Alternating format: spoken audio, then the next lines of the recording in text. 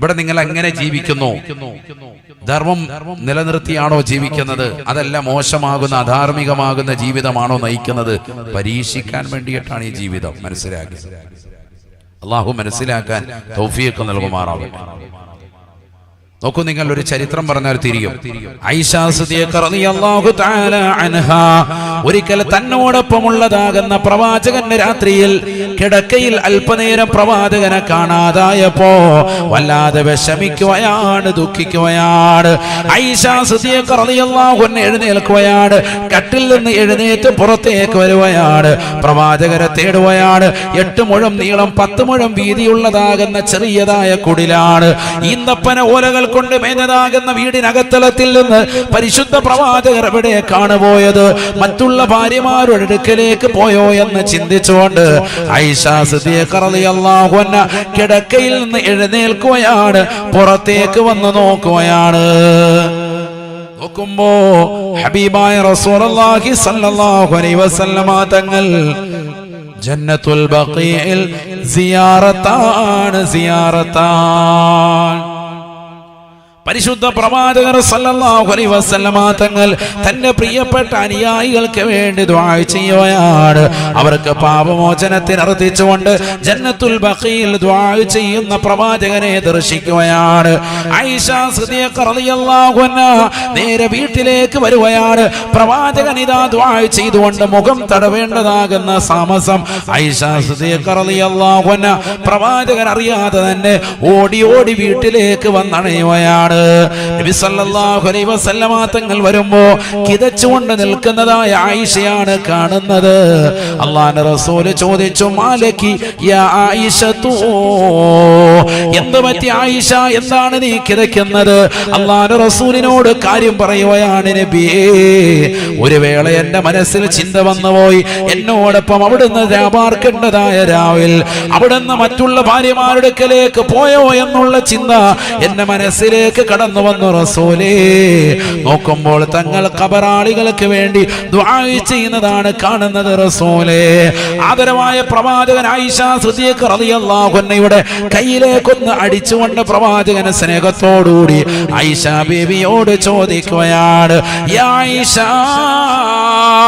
അല്ലാഹുവും അവന്റെ റസൂലും നിന്നോട് നീതികേട് കാണിക്കുമെന്ന് നീ കരുതുന്നുണ്ടോ ആയിഷ? ഇല്ല ഇല്ല ഇല്ല ഇല്ല, ഒരിക്കലുമില്ല. മറിച്ച് ഈ രാത്രിയിൽ ഞാനിതാ കിടക്ക വിരിച്ചുകൊണ്ട് കിടക്കുമ്പോ ജിബ്രീൽ അലൈഹിസ്സലാം എന്റെ അടുക്കൽ കടന്നു വന്നുകൊണ്ട് പറഞ്ഞു, നബിയേ, ഇന്ന് ഉറങ്ങാനുള്ള രാവല്ല. ഇത് പരിശുദ്ധമായ ശഅബാനിന്റെ 15-ാം രാവാണ് റസൂലേ. ആയിരക്കണക്കിന് 10,000-കണക്കിന് ലക്ഷക്കണക്കിന് ആളുകൾക്ക് നരകീയ മോചനം നൽകപ്പെടുന്നതായ രാവാണ്. ആകാശത്തിന്റെ ദിവനായ പടച്ച റബ്ബ് ഭൂമിയിലേക്ക് ഇറങ്ങി വരികയും പാവപ്പെട്ടതാകുന്ന സത്യവിശ്വാസികൾ പാപമോചനം അർത്ഥിച്ചുകൊണ്ട് നിലകൊള്ളുന്നതായ ആളുകൾക്ക് പാപമോചനം നൽകി, നരകീയ മോചനം നൽകി, പ്രത്യേകമായി കാരുണ്യത്തിന്റെ കവാടങ്ങൾ അവൻ തുറക്കുന്ന രാവാണ്. അതുകൊണ്ട് തന്നെ എന്റെ ഉമ്മത്തിൽപ്പെട്ട പാവങ്ങൾ ഖബറാളികൾക്ക് മഗ്ഫിറത്ത് ലഭിക്കാൻ വേണ്ടിയിട്ട് ഞാനൊന്ന് സിയാറത്ത് ചെയ്തതാണ് എന്ന് നബിയുനാ റസൂലുള്ളാഹി.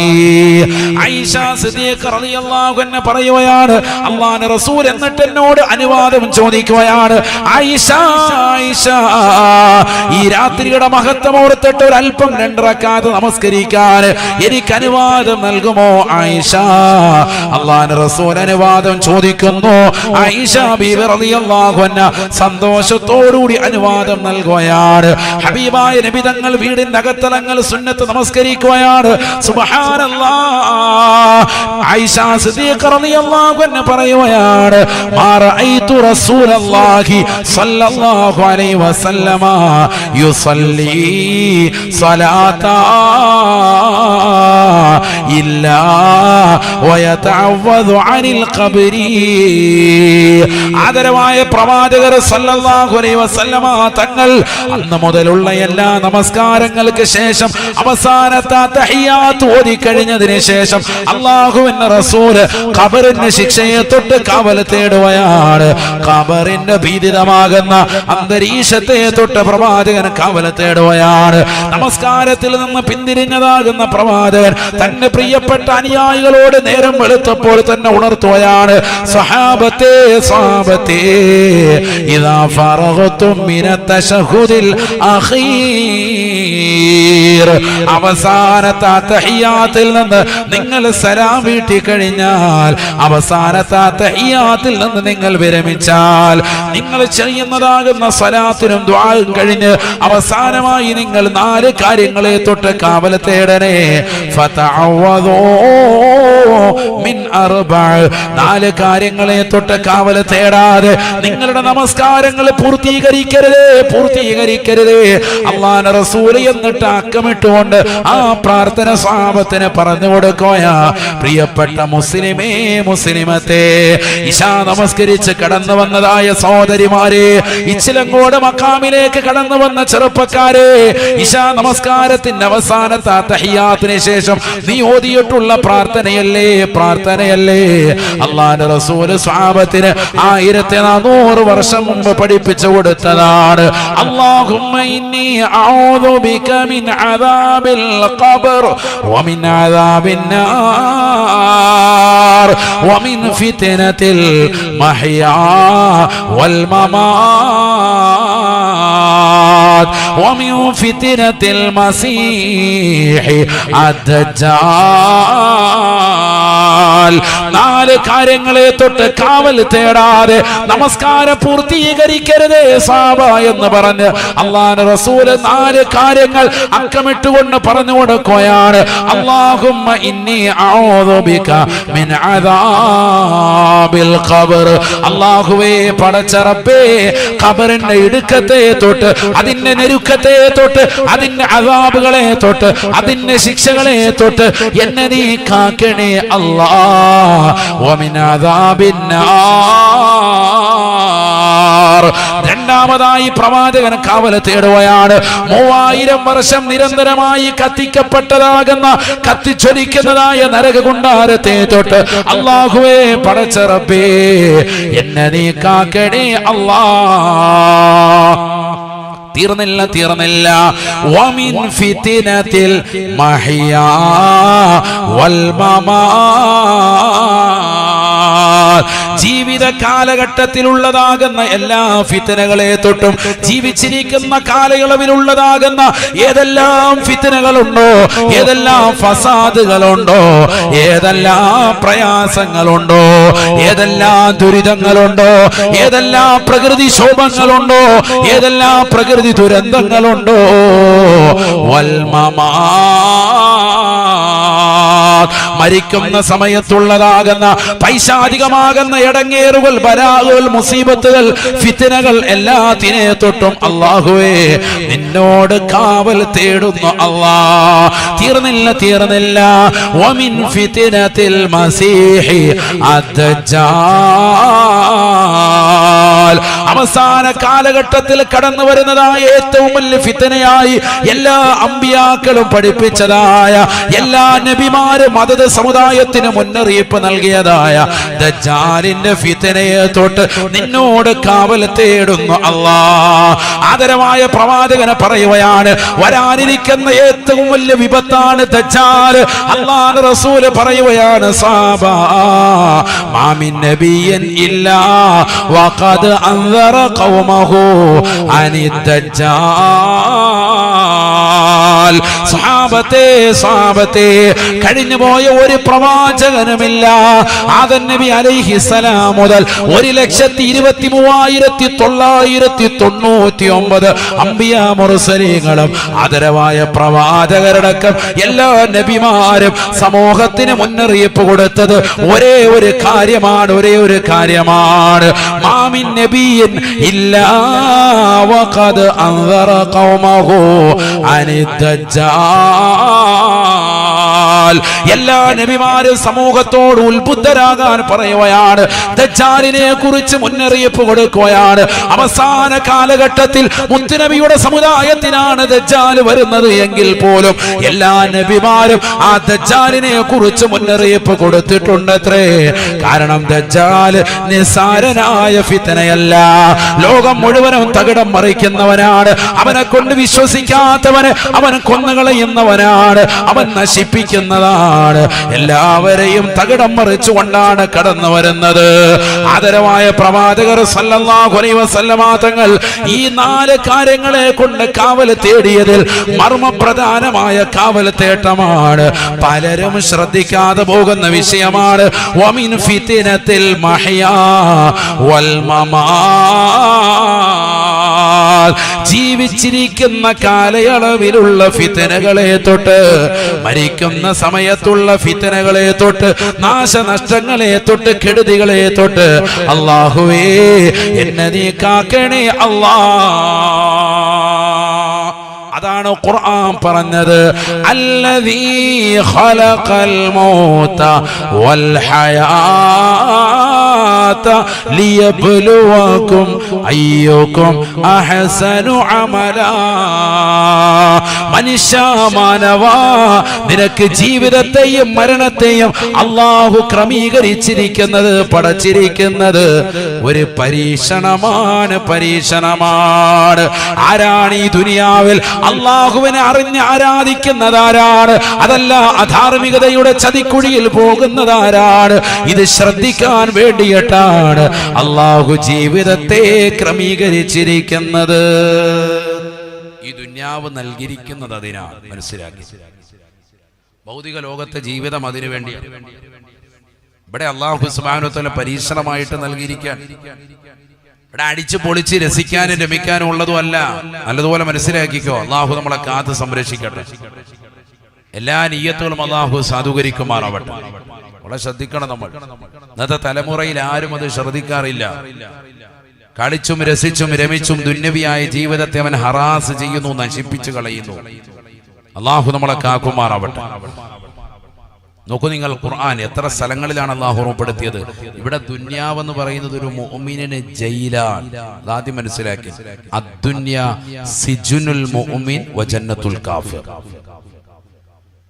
ആദ്യം നമ്മളെ ജീവിക്കാൻ എന്തിനാണ് ഇങ്ങോട്ട് പടച്ചു വിട്ടെന്ന് അറിയണ്ടേ? അത് പറഞ്ഞാലല്ലേ ബാക്കി വിഷയങ്ങളിലേക്ക് പോകാൻ പറ്റുമോ? നമ്മളെ പടച്ചതിന്റെ ലക്ഷ്യം എന്താ? അല്ലാഹുവിനെ ആരാധിക്കാനാണ്. വമാ ഖലഖതുൽ ജിന്ന വൽ ഇൻസ ഇല്ലാ ലിയഅ്ബുദൂൻ. മനുഷ്യ ജിന്നവർഗത്തെ എന്നെ ആരാധിക്കാൻ വേണ്ടി അല്ലാതെ ഞാൻ പടച്ചിട്ടില്ല. അല്ലാഹു പറയാൻ, ആരാധിക്കാനാണ് അല്ലാഹു നമ്മളെ പടച്ചത്. ആദ്യം മനസ്സിലാക്കി. അതുകൊണ്ട് തന്നെ മുഅ്മിനായ മനുഷ്യനെ സംബന്ധിച്ചിടത്തോളം ദുനിയാവ് ജയില് തന്നെയാണ്, ജയിലാണ്.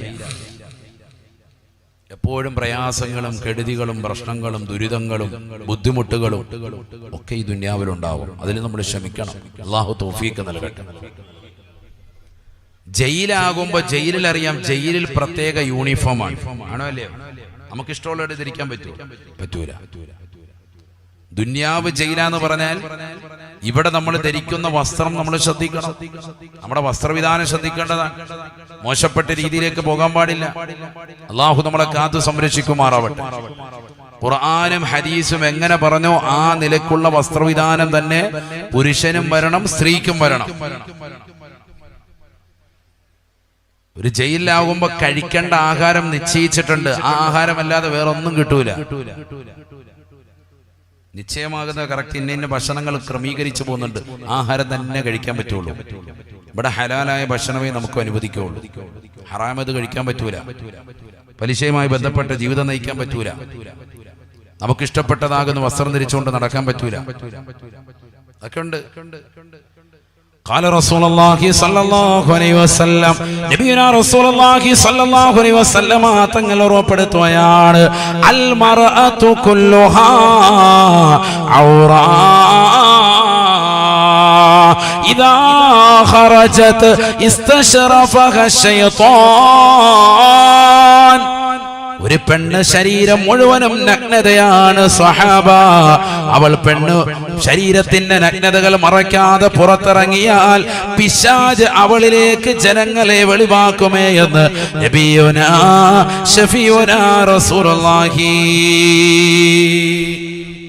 ശരീരം മുഴുവനും നഗ്നതയാണ്. അന്യരാകുന്ന പരപുരുഷന്മാരിൽ നിന്നൊരു പെണ്ണ് തല മുതൽ കാലിന്റെ നഖം വരെ മറച്ചിരിക്കണം. അള്ളാഹു മനസ്സിലാക്കാൻ തൗഫീഖ് നൽകട്ടെ. അന്യരിൽ നിന്ന് ശരിക്കും മനസ്സിലാക്കണം, ഞാൻ പറയുന്നത് ശരിക്കും മനസ്സിലാക്കണം. അന്യരായ ഒരു വ്യക്തിയിൽ നിന്ന് പൂർണ്ണമായി മറ പിടിച്ചിരിക്കണം. അള്ളാഹു മനസ്സിലാക്കാൻ തൗഫീഖ് നൽകട്ടെ. അങ്ങനെ തന്നെയാണ്. ഇന്ന് പുരുഷന്റെ വസ്ത്രവിധാനം സ്ത്രീ എടുത്തു, സ്ത്രീയുടെ വസ്ത്രവിധാനം പുരുഷനെടുത്തു. ആണിപ്പോൾ. അതുകൊണ്ടെന്താ നബിതങ്ങളുടെ ശാപം നമുക്കേറ്റി. അള്ളാഹു നമ്മളെ കാക്കുമാറാവട്ടെ. ലഅന റസൂലുള്ളാഹി സ്വല്ലല്ലാഹു അലൈഹി വസല്ലം അർറജുലാ യൽബസു ലിബ്സതൽ മർആ വൽ മർഅതല്ലതി തൽബസു ലിബ്സതർ റജുലി. നബിയനാ റസൂലുള്ളാഹി സ്വല്ലല്ലാഹു അലൈഹി വസല്ലം തങ്ങൾ ശപിച്ചുവത്രേ. എന്താണ് ഈ പറയുന്നത്? കാരുണ്യത്തിന്റെ കേദാരമാകുന്ന പരിശുദ്ധ പ്രവാചകർ കാരുണ്യത്തിന്റെ കരസ്പർശം കൊണ്ട് മാലോകരുടെ മനതലങ്ങളെ മദീനയിലേക്ക് മാടി വിളിച്ച ഹബീബ് മുഹമ്മദ് മുസ്തഫ സല്ലല്ലാഹു അലൈഹി വസല്ലമ തങ്ങൾ അവിടുത്തെ ശറഫാക്കപ്പെട്ട നാവിലൂടെ ഇന്ന് വരെ ഒരാളെയും ശപിച്ചിട്ടില്ല. ഒരു കളവ് പറയുകയോ കളവ് ചിന്തിക്കുകയോ ചെയ്തിട്ടില്ല. ഒരാളെ പോലും നോവിക്കാത്ത പ്രവാചകരല്ലേ അനസ് ബിൻ മാലിക് റളിയല്ലാഹു അൻഹു എന്ന് പറയുന്ന പരിശുദ്ധ പ്രവാചകൻ 10 കൊല്ലം ഖിദ്മത്ത് എടുത്തതായ സ്വഹാബി പറയുകയാ, ഖദിംതു ലി റസൂലില്ലാഹി സ്വല്ലല്ലാഹു അലൈഹി വസല്ലമ, അല്ലാഹുവിന്റെ റസൂലിനെ ഞാൻ ഖിദ്മത്ത് എടുത്തു 10 സനവാതിൻ, 10 കൊല്ലം പ്രവാചകർക്ക് താങ്ങായി തണലായി വർത്തിക്കാനുള്ളതായ വലിയ അവസരം ഈ പാപിയായ എനിക്ക് ലഭിച്ചതാണ്. അനസ് റളിയല്ലാഹു അൻഹു പറയുകയാണ്, എന്നോട് അല്ലാഹുവിന്റെ റസൂൽ ഒരിക്കൽ പോലും ചോദിച്ചിട്ടില്ല എന്തിനാണ് അനസേ നീ അത് ചെയ്തത്, എന്തുകൊണ്ട് നീ അത് ചെയ്തില്ല എന്ന് ഇന്ന് വരെ എന്നോട് നബി തങ്ങൾ ചോദിച്ചിട്ടില്ല. അങ്ങനത്തെ പ്രവാചകൻ, പരിശുദ്ധ പ്രവാചകന് സ്വഭാവ വിശേഷണമാണ്. മുതലാളിയാണ്, എന്നിട്ട് പോലും തന്റെ തൊഴിലാളിയോട് പെരുമാറേണ്ട രീതി ലോകത്തിന് പഠിപ്പിച്ചു കൊടുക്കുകയാണ് ലോകൈക ഗുരു ഹബീബ് മുഹമ്മദ് മുസ്തഫ. ഇന്ന് വരെ ഒരാളോട് പോലും മോശമാകുന്ന രീതിയിൽ പെരുമാറാത്തതായ പ്രവാചകൻ, ഒരേ ശനി പറയാത്ത, ഒരു ഭീഷണിപ്പെടുത്താത്ത, ഒരു മോശമാകുന്ന വർത്തമാനം തന്റെ നാവിൽ നിന്ന് ഇന്ന് വരെ വരാത്ത, ഒരു പരദൂഷണം പോലും ഏർപ്പെടാത്ത പ്രവാചകൻ തന്റെ ശറഫാക്കപ്പെട്ട നാവ് കൊണ്ട് ഒരു പുരുഷനെ ശപിച്ചു അത്രേ. ലഅന റസൂലുള്ളാഹി സ്വല്ലല്ലാഹു അലൈഹി വസല്ലമ അർറജുലാ. ചെറുപ്പക്കാരാ സഹോദരാ, ഇച്ചിലങ്കോട് മഖാമിൽ റാഫി ബിൻ ഖദീദ് റളിയല്ലാഹു അൻഹു അടക്കം, റാഫി റഹ്മത്തുള്ളാഹി അടക്കമുള്ളതാകുന്ന മഹാന്മാരാകുന്ന സ്വഹാബത്തിന്റെ തിരുസവിധത്തിലെത്തിക്കൊണ്ട് അവരുടെ പൊരുത്തം കാംക്ഷിച്ചുകൊണ്ട് കടന്നു വന്നതായ സമൂഹമേ, മാലിക് ബിൻ ദീനാർ റളിയല്ലാഹു അൻഹു അടക്കമുള്ളതാകുന്ന മഹാന്മാരുടെ പൊരുത്തം കാംക്ഷിച്ചുകൊണ്ട് നിലകൊള്ളുന്നവരെ, സ്വഹാബത്തിന്റെ പൊരുത്തം ആഗ്രഹിച്ചുകൊണ്ട് രാവും പകലും പരിശുദ്ധമായ മസാറിലേക്ക് വന്നുകൊണ്ട് പൊട്ടിക്കരഞ്ഞുകൊണ്ട് ദുആ ചെയ്യുന്ന സഹോദരാ സഹോദരി, നിന്റെ വസ്ത്രവിധാനം ശ്രദ്ധിക്കണേ. അന്യരാകുന്ന പരപുരുഷന്മാരുമായി നിന്റെ ജീവിതത്തിൽ കൂടിക്കലരാൻ പാടില്ല. പഠിച്ചു വെക്കേണ്ടതാണ് നിന്റെ വസ്ത്രവിധാനം. അല്ലാഹുവിന്റെ റസൂൽ ശപിച്ച വിഭാഗമാണ്. ലഅന റസൂലുള്ളാഹി സ്വല്ലല്ലാഹു അലൈഹി വസല്ലമ അർറജുലാ യൽബസു ലിബ്സതൽ മർആ. സ്ത്രീയുടെ വസ്ത്രവിധാനം നടത്തുന്ന പുരുഷനെ ആദരവായ പ്രവാചകൻ തന്നെ ശറഫാക്കപ്പെട്ട നാവുകൊണ്ട് ശപിച്ചുവത്രേ. തീർന്നില്ല. വൽ മർഅതല്ലതി തൽബസു ലിബ്സതർ റജുലി. ഒരു പെണ്ണിനെയും അല്ലാഹുവിന്റെ റസൂൽ ശപിച്ചിരിക്കുകയാണ്.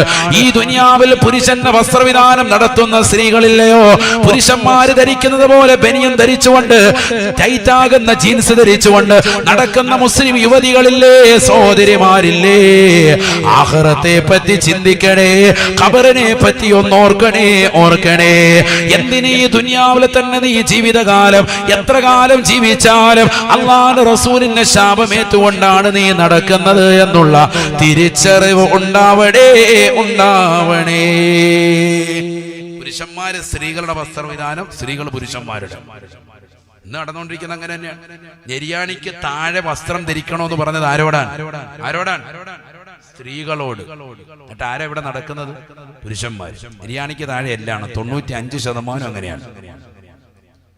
ഇരിക്കുന്നവരെയൊക്കെ ഒന്ന് എഴുന്നേറ്റ് തുണി കൊടുക്കാൻ പറഞ്ഞ അണ്ടർവെയറിന്റെ വള്ളി പിടിക്കേണ്ടി വരും. അല്ലാഹു നമ്മളെ കാക്കട്ടെ. ബാക്കിയൊക്കെ ഓക്കെയാണ്, ഭയങ്കര സുന്നിയാണ്. ഈ വിഷയത്തിൽ മാത്രം ഇപ്പോഴും ഹാജിയാർ അങ്ങോട്ട് ശരിയായിട്ടില്ല. ഹാജിയാർക്ക് ആ വിഷയം മാത്രം പറയുമ്പോൾ അങ്ങോട്ട് ഉൾക്കൊള്ളാൻ പറ്റുന്നില്ല. വർഷങ്ങളായിട്ട് അത് കേൾക്കുകയാണ്, ഇപ്പുറത്തൂടെ കേട്ട് 15 ദിവസം കഴിഞ്ഞ് 16ാമത്തെ ദിവസമാണ്. എന്നാലും തുണി ഇങ്ങോട്ട് കയറ്റി കൊടുക്കാൻ പറയുമ്പോൾ ഒരു വിഷമം. അതുകൊണ്ട് എന്തായി, ഹാജിയാരുടെ മക്കളും കുടുംബങ്ങളും പരമ്പരകളും ഒക്കെ തന്നെ തുണി നിലത്തൂടെ വലിച്ചഴിച്ചടക്കുക. നാട് വൃത്തിയാക്കിക്കൊണ്ട ജോലി അവർക്കാണ്, തൂപ്പ് ജോലി. നിലത്തൂടെ ഇങ്ങനെ തുണി വലിച്ചഴിച്ചുകൊണ്ട് നടക്കുക. അതിന് മാത്രം എല്ലാവർക്കും ഒരു വിഷമം. നരക നിർബന്ധമായ വിഭാഗമാണെന്ന് പറഞ്ഞു കേട്ടിട്ട് ഒരു വിഷയമില്ല, ഒരു കുലുക്കോ ഇല്ല. ആണോ അല്ലയോ? പെണ്ണിന്റെ വസ്ത്രവിധാനാണത്. എങ്ങോട്ട്? നെര്യാണിക്ക് താഴെ വസ്ത്രം ധരിക്കാൻ പറഞ്ഞത് പെണ്ണിനോട്, ധരിക്കുന്നതോ പുരുഷൻ. പെണ്ണോ ബർമുഡ ട്രയാങ്കിൾ ആനിട്ടോണ്ട് നടക്കുക, ബർമുഡ ഇട്ടോണ്ട് നടക്കുക. പെണ്ണുങ്ങൾ 3/4 നേരെ കയറ്റി മുട്ടിന് മേലോട്ട് കയറ്റി വെച്ചിരിക്കാൻ, തൊടയൊക്കെ കാണിച്ച് ആചാരെ ഇളക്കി, അങ്ങനെയാണ് നടക്കുന്നത്. പെണ്ണുങ്ങൾ നേരെ തിരിഞ്ഞ് എന്നെ നിബിധങ്ങൾ പറഞ്ഞത് സല്ലല്ലാഹു അലൈഹി വസല്ലം. എവിടെ എത്തിപ്പോയി നമ്മുടെ സമൂഹം? അല്ലാഹു നമ്മളെ കാത്ത് സംരക്ഷിക്കുമാറാവട്ടെ. നബിയനാ റസൂലുള്ളാഹി സ്വല്ലല്ലാഹു അലൈഹി വസല്ലമ തങ്ങൾ സ്വഹാബത്തിനോട് പറയുകയാണ്, തുർഖി ശിബ്റൻ മിനസ്സൗബി. അല്ലാഹുവിന്റെ റസൂൽ സ്വഹാബത്തിന് പറഞ്ഞു കൊടുക്കുകയാണ്, സ്വഹാബ സ്ത്രീകൾ അവരുടെ നെര്യാണിക്ക് താഴോട്ട് ഒരു ചാൺ വസ്ത്രം താഴ്ത്തിയിടണേ.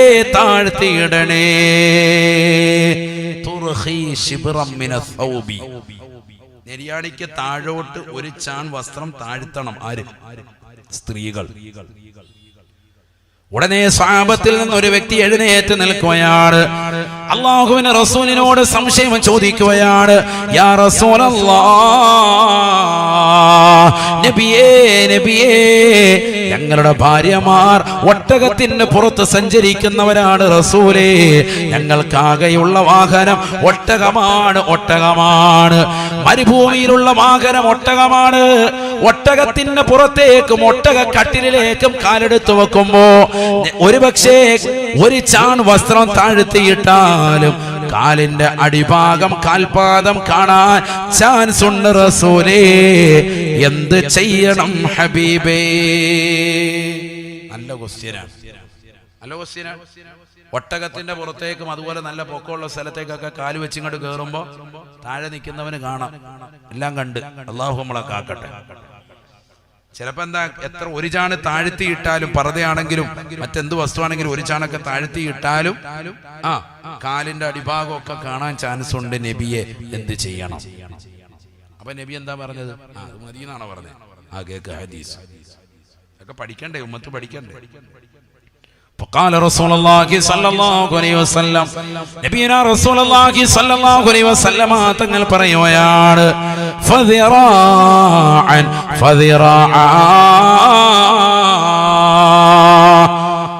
ഒരു ചാൺ വസ്ത്രം താഴ്ത്തിയിട്ടാലും അന്യരാകുന്ന പരപുരുഷന്മാര് ഒട്ടകത്തിന് പുറത്തേക്കോ ഒട്ടക കട്ടിലേക്കോ കയറുമ്പോ നിന്റെ ശരീരത്തിന്റെ നഗ്നതകൾ അഥവാ കാലിന്റെ താഴ്ഭാഗം കാണാൻ ചാൻസ് ഉണ്ടെങ്കിൽ ആ തൊലി വെളുപ്പ് പോലും മറ്റുള്ളവരെ കാണിക്കാൻ പാടില്ല.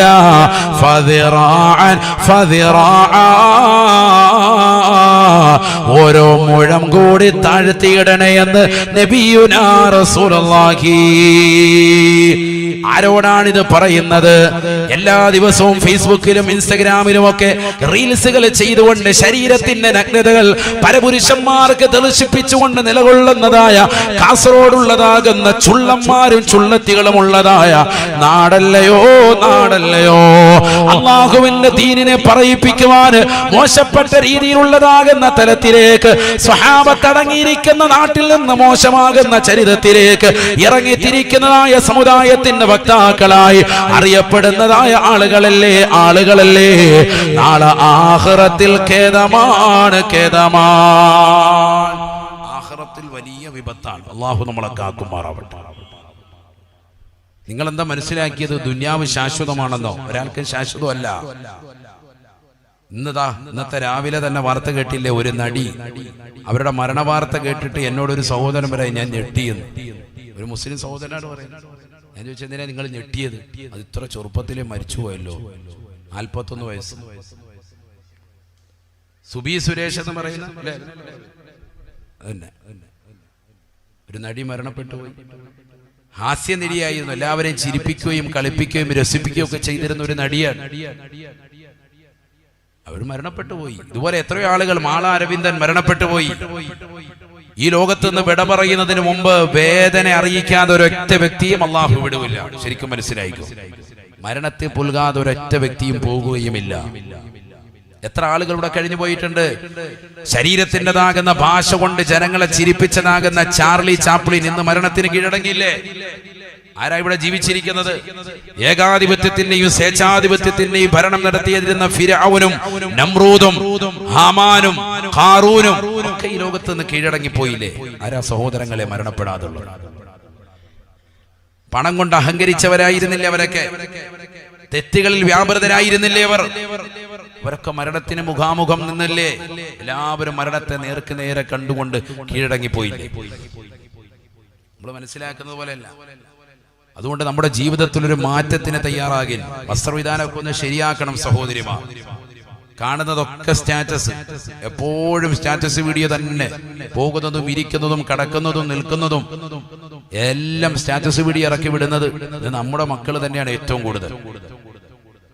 ഇൻസ്റ്റഗ്രാമിലൂടെ ഒരുത്തം പ്രണയിച്ച് സൗദി പെണ്ണിനെ അടിച്ചോണ്ട് വന്നു കാസർഗോഡ്. അറിഞ്ഞില്ലേ? പിന്നെ കൊള്ളാം, എല്ലാവരും അറിഞ്ഞിട്ട് ഇപ്പൊ ആ പരിപാടി നോക്കിക്കൊണ്ടിരിക്കുക. സൗദി പെണ്ണാണെങ്കിൽ കാര്യമായിട്ട് ജീവിതം നടക്കും. അള്ളാഹു നമ്മളെ കാത്ത് സംരക്ഷിക്കട്ടെ. എവിടെയാണ് ലോകം എത്തിച്ചേരുന്നത്? സോഷ്യൽ മീഡിയയുടെ ദുരുപയോഗം. നമ്മുടെ മക്കൾ അതിലൂടെ ഉണ്ടാകുന്ന നാശനഷ്ടങ്ങൾ ചെറുതാണോ നിസ്സാരമാണോ? ഏതെല്ലാം മേഖലയിൽ അത് മോശമായ രീതിയിൽ വഴിവെച്ചു. നഊദു ബില്ലാഹ്. അല്ലാഹുവേ ഞങ്ങളെ മക്കളെ നീ കാക്കണേ അല്ലാ, നീ കാത്ത് സംരക്ഷിക്കണേ അല്ലാ. ഫാത്തിമ ബീവി റളിയല്ലാഹു അൻഹാ അവസാനത്തെ സമയമാകുന്ന സന്ദർഭത്തിൽ മഹദി അവറുകൾ ഇരുന്നു കൊണ്ട് കരയുകയാണ്.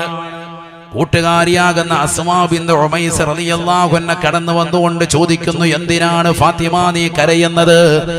മാ യുബ്കീക യാ ഫാത്തിമതു, ഫാത്തിമ നീ എന്തിനാണ് കരയുന്നത്? ഫാത്തിമ ബീവി റളിയല്ലാഹു അൻഹ പറയുകയാണ്, ഞാൻ കരയുന്നത് മറ്റൊന്നുമല്ല, മരണത്തെ കുറിച്ച് ഓർത്തിട്ടോ മരണത്തെ കുറിച്ച് ഭയപ്പെട്ടിട്ടോ അല്ല, മറിച്ച് ഞാൻ കരയാനുള്ള കാരണം ഇക്കാലഘട്ടത്തിലെ മയ്യത്ത് കട്ടിൽ ഓർത്തിട്ടാണ്.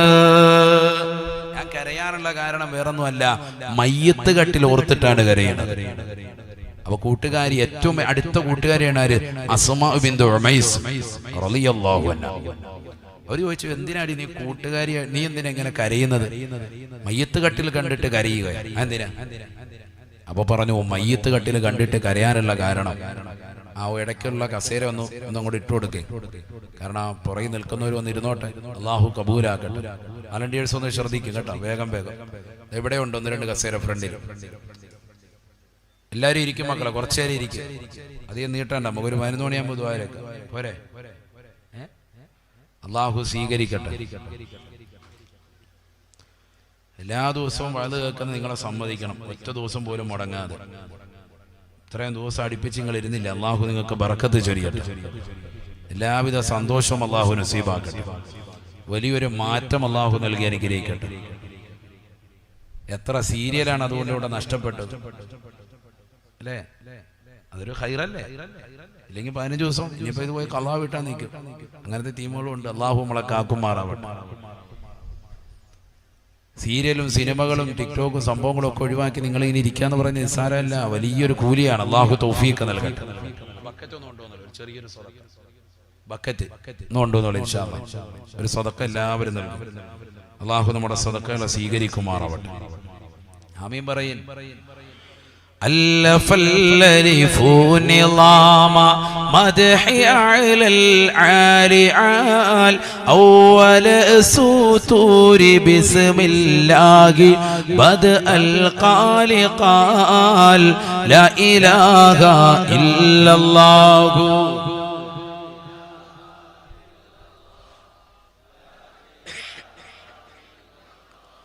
محمد رسول الله أحمد الله مصليا مسلما على أحمد والآل والأصحاب من للآل لا إله